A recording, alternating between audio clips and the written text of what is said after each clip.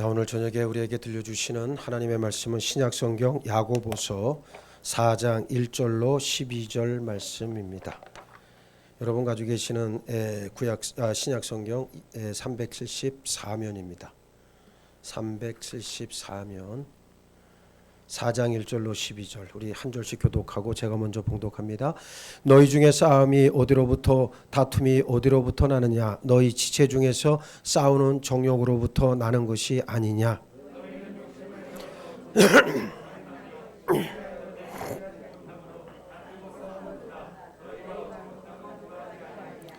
구하여도 받지 못함은 정욕으로 쓰려고 잘못 구하기 때문이라.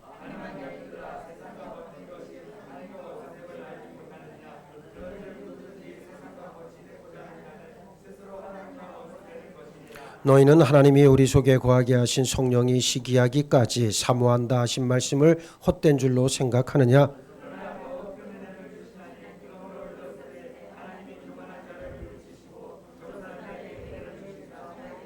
그런즉 너희는 하나님께 복종할지어다. 마귀를 대적하라. 그리하면 너희를 피하리라.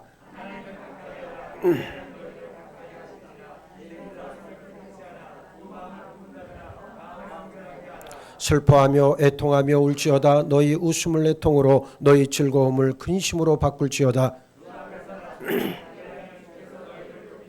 형제들아 서로 비방하지 말라. 형제를 비방하는 자나 형제를 판단하는 자는 곧 율법을 비방하고 율법을 판단하는 것이라. 내가 만일 율법을 판단하면 율법의 준행자가 아니요 재판관이로다.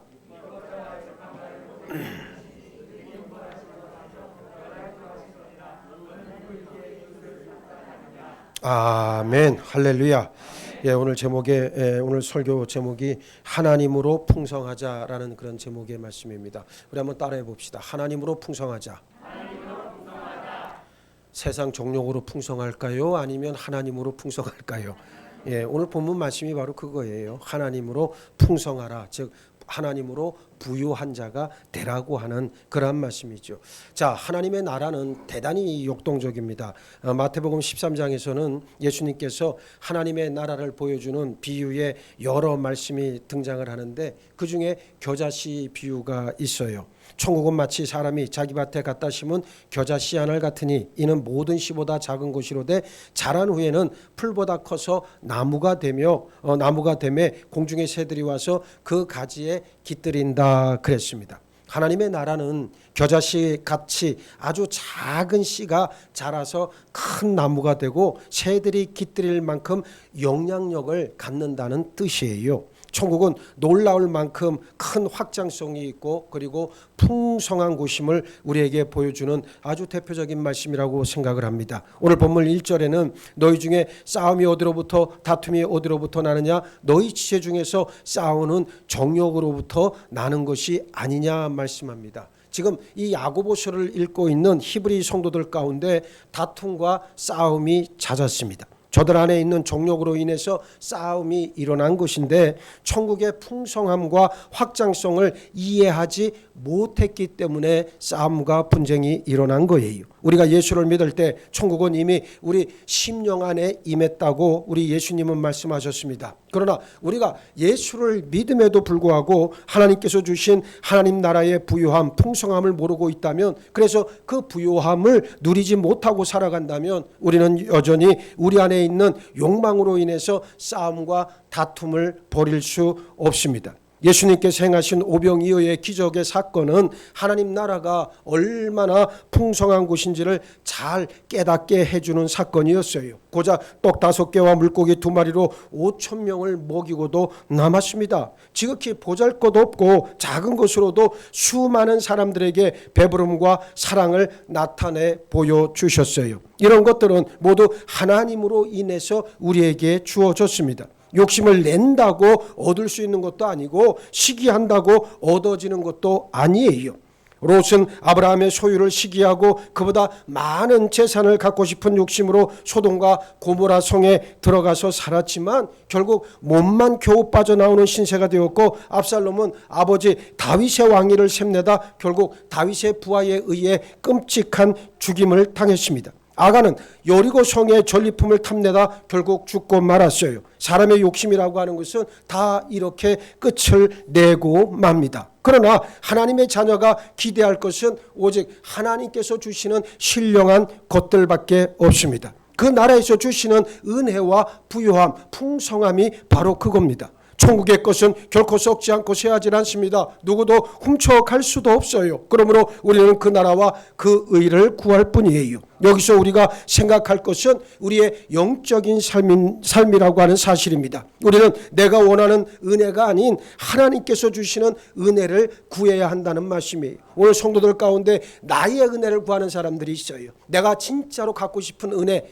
여러분 평강과 기쁨도 하나님이 주셔야 내 것이 되는 거지, 내가 구한다고 해서 그것이 내 것이 되지는 않아요. 하나님께서 반드시 주셔야만이라고 하는 전제 조건이 붙습니다. 본문 3절은 구하여도 받지 못하면 정욕으로 쓰려고 잘못 구하기 때문이라 말씀했는데, 우리는 기도라고 하는 영적 행위조차도 언제든지 내 개인적인 욕심 또는 세속적인 관심으로 할 수 있다는 점을 유념하고 삼가 경계해야 합니다. 기도가 뭡니까? 하나님을 알고 믿고 모든 것을 주시는 분이 바로 하나님이심을 고백하는 구체적 행위가 아니겠습니까? 그러므로 기도하는 성도는 모든 것을 하나님께서 채워주실 것을 믿고 나아가야 합니다. 그런데 현실은 성도조차도 자기 정욕대로 구한다는 사실입니다. 믿음의 행위 안에 전혀 믿음 없는 강구가 있을 수 있다는 예리한 통찰 아닙니까? 세상 욕심과 탐욕이 우리 믿음 안에 그대로 스며들어 올 수 있다는 사실을 우리는 인정해야 합니다. 교인들의 영적 상태를 보면 답이 나오는데 의외로 이러한 사람들이 참 많아요.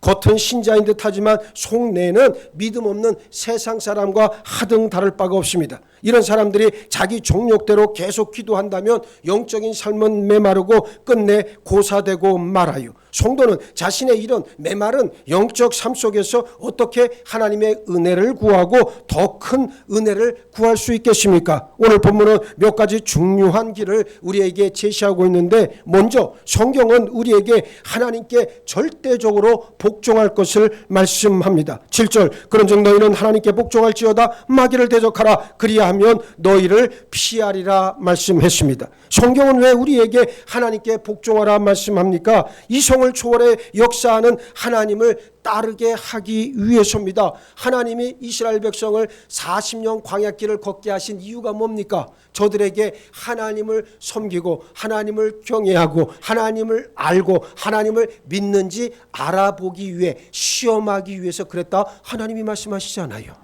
또 마라의 쓴물에 도착했을 때 여러분 보세요. 가나안에 이제 가나안 뭡니까? 신의 광야에 이제 들어왔죠. 때 추격해오던 애굽의 군대를 다 이제 하나님의 권능의 역사로 따돌리고 3일 동안을 광야길을 걸어 들어갔어요. 그래서 전부 다들 목이 말랐고 정말 기진맥진했을 거 아니에요. 그런데 딱 보니까 저 앞에 샘물이 있거든. 그래서 허겁지겁 달려가서 물을 마셨는데 배가 터질 만큼 물을 마셨어요. 그럼 어떻게 마시죠? 칼증에 그냥 물이 있으니까 얼른 가서 먹었는데 전부 다 기겁을 하고 뒤로 나가 자빠졌어요. 왜? 그 물은 무슨 물이요? 쓴물이니까. 그럴 때 단 3일 만에 하나님의 기적과 같은 역사, 하나님의 은혜, 하나님의 풍성함을 입었던 이스라엘 백성들이었잖아요. 근데 단 3일 만에 쓴물을 딱 마시고 나서 곧바로 어떻게 했습니까? 하나님을 향해, 모세를 향해 뭐를 했어요? 사태질을 해대기 시작했지. 원망과 불평을 쏟아내기 시작을 했어요. 우리를 죽이려고 여기까지 끌고 왔느냐. 그때 하나님께서 모세에게 뭐라 그랬어요? 나뭇가지 하나를 보여주면서 저 나뭇가지를 어떻게 해라. 당연히 자르지. 그럼 그걸 안 잘랐겠어? 나뭇가지를 어떻게 하라. 샘물에 던지라 그랬단 말이에요. 그랬더니 모세가 어떻게 했습니까? 여러분 같으면 어떻게 했겠어요? 여러분 같았으면 어떻게 했을 것 같아? 아니 지금 마라의 쓴물이 지금 앞에 있고 사람들은 다 죽겠다고 난리를 치고 하나님 모세를 향해서 막 원망의 말을 쏟아내고 있는데, 갑자기 하나님의 음성이 들려서 저 나무까지, 원래 우리말 성경에는 그게 산 나무인지 죽은 나무인지 안 나오지만 히브리 원어에서는 그 나무는 죽은 나무요. 아마도 죽은 나무일 가능성이 높은 나무란 말이에요. 그러니까 그 나무의 가지를 꺾어서 샘물에 집어 던지라 하나님이 명령을 하셨단 말이에요. 그러면 보통 사람 같으면 어떻게 하겠어요? 아이고야, 이게 무슨 말씀이야, 이게 무슨 황당무계한 말씀인가? 아마 우리는 그렇게 말했을 수도 있을 거예요. 근데 모세는 어떻게 했습니까? 아무 소리도 안 하고 하나님께서 시키신 대로 나뭇가지를 꺾어서 물에다 던졌더니만 마라의 쓴물이 뭐로 바뀌었다? 단물로 바뀌었다는 거예요. 예? 여기서 하나님께서 말씀하시는 게 무슨 내용입니까? 아니, 가지가 그 말라 비틀어진 죽은 나뭇가지가 효험이십니까? 그게 기적의 주체입니까? 아니잖아요. 예? 그럼 이 행위 자체가 뭐란 말이요? 모세를 통해서 하나님께서 이스라엘 백성들에게 보여주고자 했던 하나님의 구원의 의도는 무엇인가? 누구든지 하나님의 명령, 하나님의 말씀을 듣고 그 즉시 순종해서 실행하면 너희가 살리라. 이 말씀을 우리에게 주시기 위함이란 말이요. 예?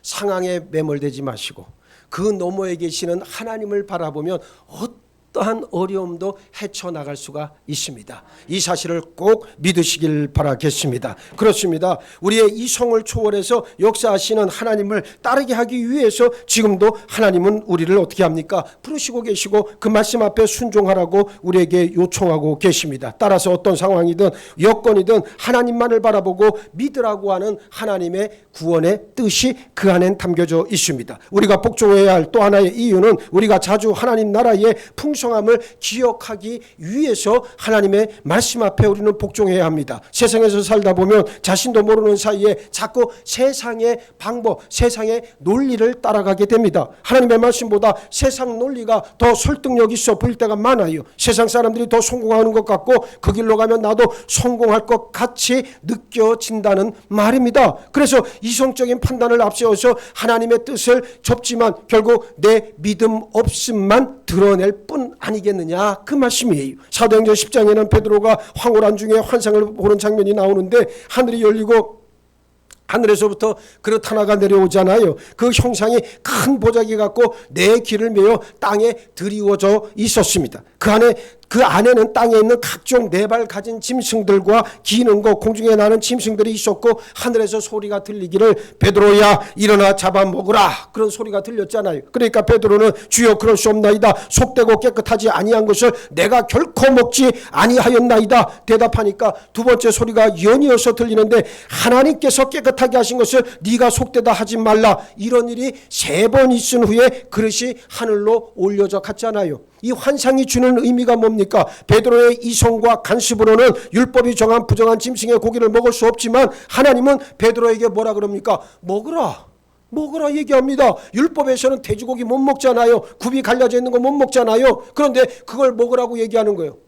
갈급한 심령 위에 성령의 지혜가 임할 때 우리는 능히 하나님의 뜻을 어떻게 합니까? 이해할 수가 있게 되어지는 거예요. 그래서 제가 여러분들에게 자꾸만 절박함을 가져라, 애절함을 가져라, 그 말씀을 드리는 이유가 바로 거기에 있습니다. 이 절박함을 가지고 성령의 지혜만 탁 거기에 이게 딱 해서 이게 전기가 오기 시작하면 이제 하나님의 지혜, 하나님의 뜻이 무엇인가를 우리는 깨닫게 되어집니다. 창세기 24장에는 아브라함의 아들 이삭이 아내 리브가를 만나는 장면이 나오잖아요. 우리가 지금 새벽 기도하면서 이 얘기 우리가 보고 지나갔지만 아브라함이 자신의 종 엘리에셀을 어떻게 합니까? 이제 아들 이삭의 아내를 구하기 위해서 그 가나안 땅에서 얻지 않고 자기가 나왔던 갈대아 우르, 거기면 가나안에서 갈대아 우르까지 얼마냐면 거리로 800km입니다. 엄청나게 먼 거리예요. 거기를 엘리에셀이 가잖아요. 가가지고 그 갈대아 우르 거기에서 딱 이제 도착을 해가지고 이삭의 아내가 될 여인을 꼭 짝지어 달라. 그 아브라함 주인의 그 간청을 듣고서 야 이제 어떻게 해야 되나. 그래서 우물가에 앉아가지고 하나님 나에게 지혜를 주옵소서. 나의 주인의 하나님 나에게 지혜를 주옵소서. 내가 어떻게 며느리 주인의 며느리를 맞이할 방법이 무엇이 있겠습니까? 그때 기도하는데 기도가 채 끝나기도 전에 한 소녀가 물동이를 어깨에 메고서 우물가에 나타난 거 아닙니까? 그가 누구요? 그가 리브가요. 예. 그러니까 그 리브가를 딱 보고서 했던 말이 바로 뭡니까? 이때 이 장면을 성경이 이렇게 말씀합니다. 창세기 24장에 나오는데 말을 마치기도 전에 리브가가 물동이를 어깨에 메고 나오니 그는 아브라함의 동생 나홀의 아내 밀가의 아들 부두엘의 소생이라 그랬습니다. 여러분, 하나님은 준비하시는 하나님이시란 말이에요. 절대 여러분들을 그냥 내버려 두지를 않아요. 아이고 목사님은 그런 내 인생에서 이런 고난 목사님은 경험해보지 않았으니까 몰라요. 이게 얼마나 교만한 말이요. 예? 아니 내가 당한 고난은 크고 남이 당한 고난은 아무것도 아니라는 말 아니냐 이게 지금.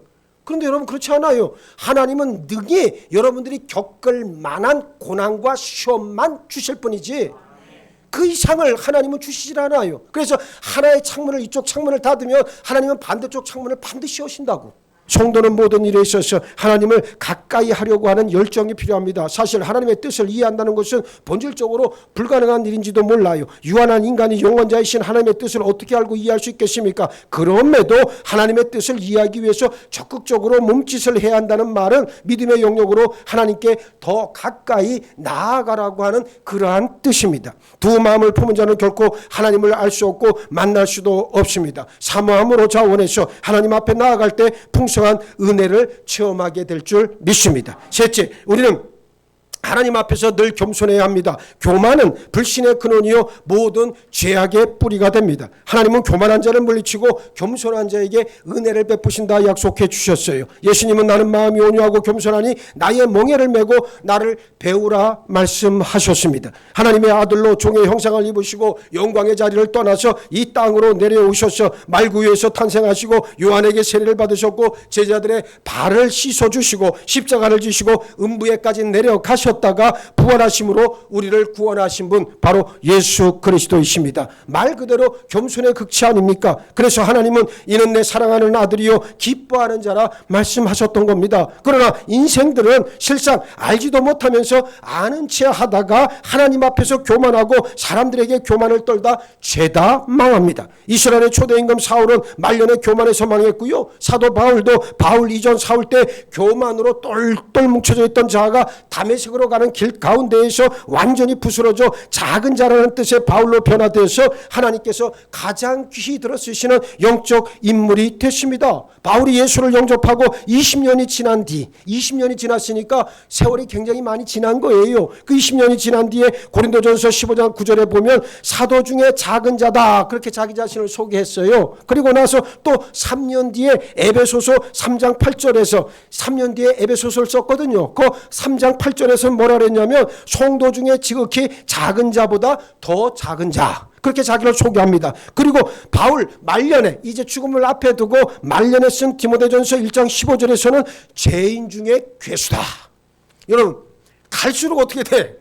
갈수록 자기 자신은 아무것도 아니라고 지금 이야기하고 있는 거예요. 그래서 존 웨슬리도 모든 덕의 기초는 겸손이다 말했습니다. 이사야 57장 15절에도 내가 높고 거룩한 곳에 있으며 또한 통회하고 마음이 겸손한 자와 함께 있나니 이는 겸손한 자의 영을 소생시키며 통회하는 자의 마음을 소생시키려 함이라 약속해 주셨습니다. 이 말씀의 결론은 다른 거 아닙니다. 겸손한 자 그리고 통회하는 자 회개하는 자를 하나님께서 어떻게 하신다는 거예요? 치유하시고 회복시켜 주신다는 거예요.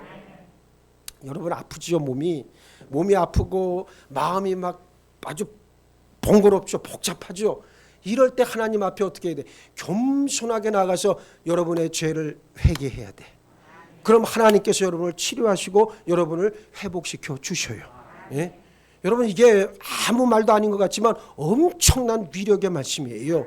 여러분들이 한번 실험해 보시기 바랍니다. 아플 때 제가 한 말씀, 요 말씀 이사야에 있는 요 말씀을 여러분 마음에 아주 딱 각인을 시켜가지고 이럴 때 내가 힘들고 어려울 때 착 가라앉았을 때 정말로 가장 낮은 자의 자세에서 회개를 하나님 앞에 하기 시작하면 하나님께서 어느덧 여러분들을 어루만져 주시고 그리고 새롭게 해주신다고요. 첫째도 겸손, 둘째도 겸손, 셋째도 겸손할 때 하나님께서 당신의 구원의 역사를 우리를 통해 이루어 가십니다. 하나님의 나라는 지금도 계속해서 자라가고 있어요. 마치 누룩이 가루에 번져 가루 전체를 불풀게 하는 것처럼 겨자씨 하나가 아주 작지만 그 씨앗 자체는 작지만 나무보다 커져서 새들이 깃들이는 것처럼 그렇게 하나님의 나라는 우리 모든 필요를 채우고도 남게 하시는 풍성함이 있습니다. 우리가 하나님을 절대적으로 신뢰하고 따라갈 때 하나님께서는 우리에게 풍성한 은혜 가운데 함께해 주십니다. 겸손과 순복함으로 그리고 하나님께 가까이 나아감으로 하나님께서 주시는 놀라운 은혜와 복으로 충만하게 다 되시기를 예수의 이름으로 축복합니다. 축복합니다. 축복합니다. 하나님의 나라는 지금도 계속해서 자라가고 커져가고 있음을 저희들이 인정합니다. 아버지, 이제 우리 모두가 하나님을 절대적으로 신뢰하고 따라가게 될 때 하나님께서 주시는 그 놀랍고 풍성한 은혜가 날마다 우리 삶 가운데 임할 줄 믿고 선포할 수 있는 저희 모두가 되게 하여 주옵소서. 첫째도 겸손, 둘째도 겸손, 셋째도 겸손한 주의 기뻐하심을 이번 지체들로 변화시켜 주셔서 우리의 삶이 하나님께서 주시는 놀라운 은혜와 복으로 충만하게 될 수 있도록 하나님 인도하시고 역사하여 주옵소서. 감사하오며 우리 주님 예수 그리스도 이름 받들어 기도하옵나이다. 아멘.